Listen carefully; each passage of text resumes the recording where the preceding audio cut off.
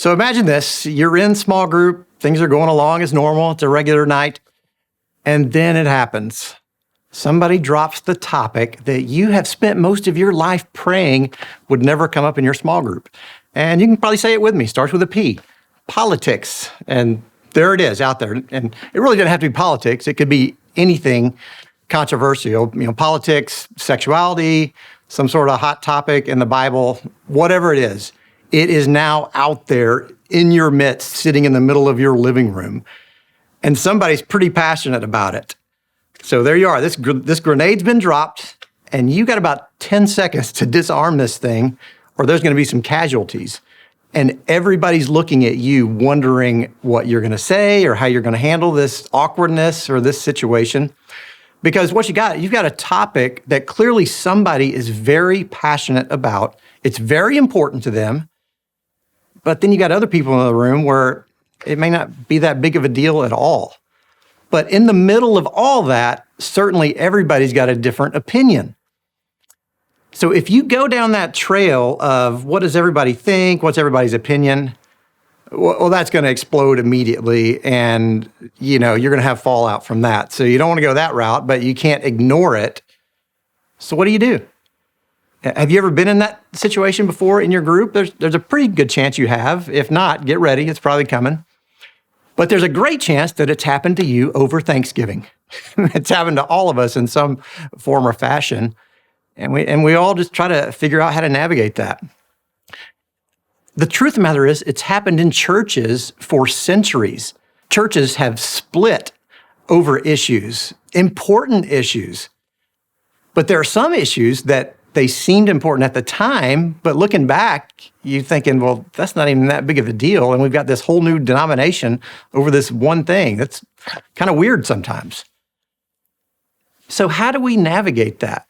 Well, before Jesus left his time here on earth, he spent some very intentional time with his closest followers, his disciples, and he prayed a prayer for them that I think really speaks to how we should handle situations like this, where there is a potential for divisiveness. The Apostle John recorded this prayer. It's in chapter 17. He said this, "Father, I pray also for those who will believe in me, that all of them may be one. May they be brought to complete unity, to let the world know that you sent me and have loved them even as you have loved me." So Jesus prayed that prayer, not only for his immediate friends right there, not for just the people who lived during that time, but for people like us, a prayer of unity.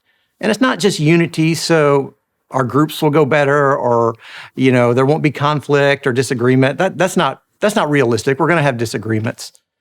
But it's unity so that the world would understand God a little bit better.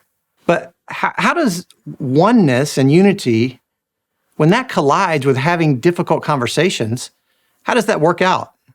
Well, for us as leaders, we have to know how to navigate that. And one way to do it is distinguishing between what beliefs are really, really important and what beliefs are maybe important, but not as important. Now, for some of us, this may take a second to process, because if you're like me, you were raised to believe all truth is equal. Particularly when it comes to things about God or about faith. But think about it like this. Let me give you two statements about me that are true. One, I need oxygen to live. Two, I was raised in small towns.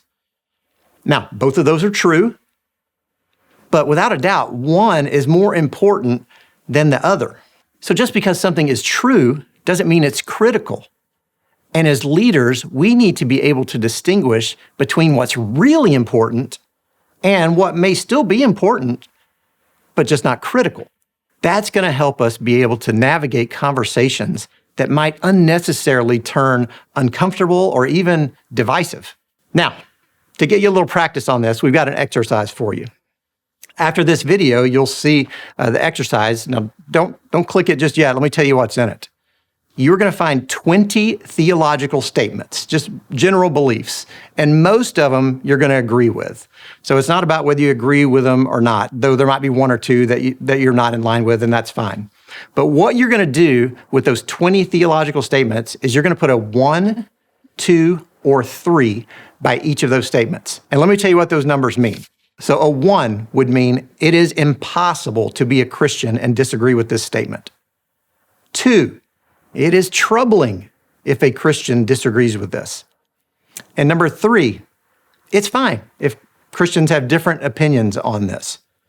So you'll put a 1, 2, or 3 by every statement. Now, you only get 2 minutes to do this. So set a timer, and you can do it. It's not that bad. Just stay focused and plow through it. You can finish in 2 minutes, no problem. Okay? 2 minutes, ready, go.